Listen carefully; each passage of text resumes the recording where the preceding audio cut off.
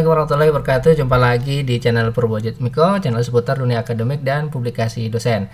Hari ini ada kabar yang baik ya, karena pada tanggal 4 Maret 2025 kemarin ya ada sosialisasi tentang petunjuk teknis layanan pembinaan dan pengembangan profesi dan karir dosen.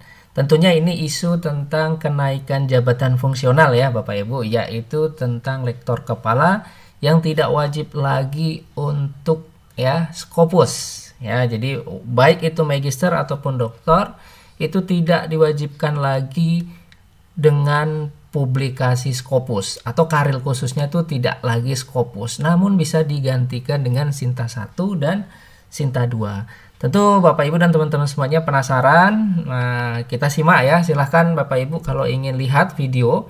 Jadi materi ini saya ambil dari materi sosialisasi ya, dari Kementerian Pendidikan Tinggi, Sains dan Teknologi yang dilakukan di tanggal 4 Maret kemarin. Dan ada salinan Kepmendikti Saintek nomor 63 garing M garing Kep dan garing 2025. Nah, sekali lagi ini berita bagus, berita gembira untuk pejuang lektor kepala baik itu magister ataupun doktor ya yang ingin naik ke jenjang jabatan fungsional lektor kepala. Nah, slide ini adalah slide sosialisasi ya, sumber dari slide sosialisasi pada slide kelima ya. Jadi kapan ya masa berlaku untuk masa peralihan ini, yaitu Kemendikti Saintek nomor 63 garing M Kep 25 ini akan diperlakukan mulai tanggal 5 Maret 2025 hingga Desember 2025 sambil menunggu ya adanya revisi ya, yaitu revisi Permen 44 tahun 2025. Nah, apa saja isinya? Mumpung ini diterapkan di tahun ini ya Bapak Ibu dan teman-teman semuanya, silahkan dioptimalkan untuk ya fokus ke lektor kepala. Nah, di slide ke-7 ya, isu strategisnya adalah salah satunya adalah syarat khusus ya ke lektor kepala ya bagi kualifikasi ya. Maaf, ini di bawah ya, syarat khusus ya, poin paling bawah, syarat khusus ke lektor kepala bagi kualifikasi pendidikan magister disamakan dengan yang berkualifikasi ya pendidikan doktor, yaitu minimal publikasi di jurnal nasional terakreditasi peringkat 1 atau 2 sebagai penulis pertama. Nah, kita lihat di slide berikutnya, di slide 11, ini syarat khusus atau karir khusus, karya ilmiah khusus. Saya hanya memfokuskan pada lektor kepala ya, Bapak Ibu dan teman-teman semuanya, yaitu di sini ya. Nah, ini berita gembiranya ya. Yaitu di karir khususnya di lektor kepala ini ya. Tadi disamakan ya, isu strategisnya adalah baik S1 ataupun S2 itu sama.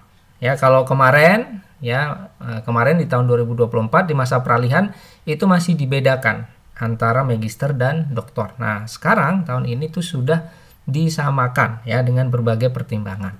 Nah, yang pertama adalah satu karya ilmiah di jurnal nasional terakreditasi peringkat 1 atau peringkat 2 sebagai penulis pertama. Nah, pastikan Bapak Ibu teman-teman semuanya itu juga sebagai penulis korespondensi. Karena itu disyaratkan juga akan diupload di dokumen nanti di sister ya, saat pengajuan di sister ya. Jadi pastikan sebagai penulis pertama dan korespondensi. Selain itu ini atau ya, berarti kalau Bapak Ibu teman-teman semuanya itu tidak memiliki jurnal ya atau artikel yang publish di Sinta 1 atau 2, itu bisa digantikan dengan tentu dengan versi yang lama, yaitu satu karya ilmiah di jurnal internasional yang terindeks oleh lembaga pengindeks internasional bereputasi sebagai penulis pertama atau Scopus ya. Sini tidak dijelaskan secara spesifik Q-nya ya, yang jelas itu masih masih terindeks Scopus sebagai penulis pertama. Dan atau ya hasil karya seni yang diakui secara nasional ya. Jadi ada 3 opsi. Nah, opsi pertama ini kabar gembira ya bagi teman-teman yang sudah memiliki Sinta 1 ataupun Sinta 2. Nah, kita lanjutkan. Nah, ini adalah salinan Kepmendikti Saintek nomor 63 garing M garing Kep garing 2025. Bapak Ibu bisa lihat di deskripsi video ini akan saya tautkan video sosialisasi, kemudian juga PPT sosialisasi dan juga salinan Kepmendikti-Saintek ini ya. Silahkan diunduh dan dipelajari dengan seksama.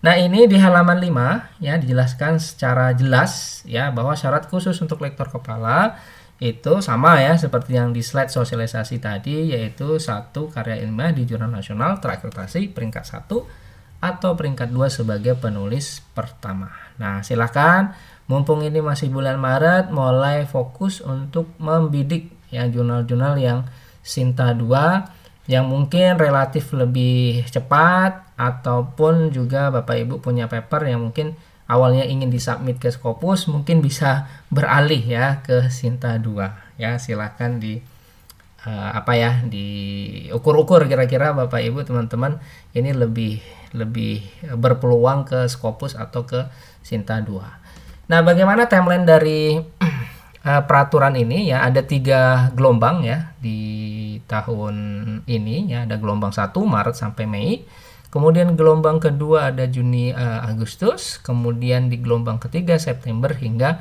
November 2025. Nah, ini ada kesempatan 3 gelombang ya. Ini sayang sekali kalau tidak kita optimalkan. Nah, di slide 16 di sini ditekankan bagaimana dengan status dosen tugas belajar dengan melaksanakan tridharma. Jadi tidak ada lagi istilah izin belajar ya. Sekarang adalah istilahnya adalah tugas belajar dengan bebas tugas atau dengan melaksanakan tridharma ya, yaitu tetap berhak ya mengajukan kenaikan jabatan akademik dosen ya. Jadi tetap boleh ya. Jadi teman-teman yang sedang tugas belajar namun melaksanakan tridharma tetap boleh mengajukan jabatan akademik. Nah, di slide ke-17 bagaimana dengan dokumen yang harus disiapkan ya. Yang pertama adalah surat pengantar dari PTN atau LLDikti kalau swasta, kemudian surat pernyataan pemimpin perguruan tinggi yang menyatakan kebenaran dokumen, integritas akademik, bertanggung jawab terhadap proses pengajuan. Yang ketiga berita acara persetujuan senat ya mengenai pertimbangan kepakaran ya. Kemudian berita acara komite integritas akademik. Kemudian yang terakhir adalah surat pernyataan fakta integritas keabsahan karir dosen. Nah, ini hati-hati Bapak Ibu yang pernah submit ataupun uji Turnitin, pastikan no repository ya, sehingga tidak self plagiarism ya, sehingga ini perlu waspada ya, karena ada beberapa kasus teman-teman saya itu mereka terkendala pada uji Turnitin itu lupa dihapus ya, sehingga masih terdeteksi. Nah, ini adalah apa yang harus kita lakukan ya. Jadi tadi ada kabar gembira bahwa lektor kepala itu boleh Sinta 1 dan 2. Syaratnya itu cukup, menurut saya cukup sederhana ya. Nah, hanya 3 hal ini perlu kita perhatikan ya. Saya akan insya Allah akan buat konten berikutnya bagaimana proses ya di sisternya, bagaimana proses pengajuan lektor kepala itu mulai dari operator sister hingga kemudian di akun sister kita. Nah, 3 hal ini harus Bapak Ibu update ya secara konsisten, yang dimulai dari Google Scholar ya. Nah, ini konsistensi, kualitas, kolaborasi ya. Setiap publikasi yang sudah Bapak Ibu lakukan maka 1-2 minggu itu silahkan dicek apakah sudah terindeks Google Scholar. Nah, setelah itu prosesnya nanti terintegrasi ke akun Sinta kita. Pastikan seluruh publikasi itu sudah terindeks Sinta. Jadi Google Scholar nanti akan terindeks di jurnal yang kita tuju, misalkan Sinta 2 atau Sinta 3. Nah, pastikan di menu Garuda di Sinta itu publikasi Bapak Ibu sudah sesuai dengan kriteria ya. Nah, kalau ada data-data yang tidak terrecord dengan baik, coba Bapak Ibu lakukan pengecekan secara berkala terkait ID Garuda. Nah, kadang ada 3-4 ID Garuda, Bapak Ibu perlu melakukan namanya merger ID Garuda, sehingga nanti bisa ke-record di menu Garuda ya, karena ada menu Google Scholar, ada WOS, ada Scopus, kemudian ada Garuda. Nah, kalau Bapak Ibu yang memiliki Scopus, pastikan memang sudah masuk ke akun Sinta di bagian Scopus ya, karena itu nanti dilampirkan ya, ditautkan di sister. Nah, berikutnya setelah Sinta adalah Sister. Nah, Sister itu mengambil data-data dari Sinta, ya. Akan menarik, akan mensinkronkan data-data Bapak Ibu terkait publikasi, buku, dan yang lain-lain terkait Tridharma. Itu nanti ditarik oleh Sister. Karena perubahan dan updating data pokok, proses pengajuan kenaikan jabatan itu juga difokuskan ke satu pintu, yaitu Sister. Nah, itu saja Bapak Ibu. Silahkan dicek di konten saya, ada beberapa konten tentang strategi lulus lektor kepala, dan insya Allah saya akan membuat bagaimana secara teknis pengajuan di Sister khusus untuk lektor kepala. Sampai ketemu di konten berikutnya. Terima kasih. Assalamualaikum warahmatullahi wabarakatuh.